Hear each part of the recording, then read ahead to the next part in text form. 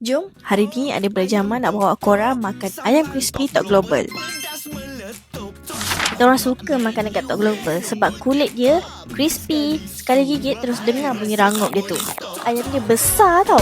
Yang paling padu mestilah sambal Tok Global ni. Makan banyak lagi ketagih. Ayam dia juicy, kulit rangup dengan sambal pedas memang kombinasi yang terbaik. Untuk kasih sayang jus ni, korang akan dapat air percuma tau. Sirap ais atau teh ais. Harga dia cuma RM14.90 je. Berbaloi kan? Oh, rupanya Tok Global ada keluarkan lagu baru. Nak nyanyi jap lah. Ayam gepuk, sambal Top Global pedas meletup.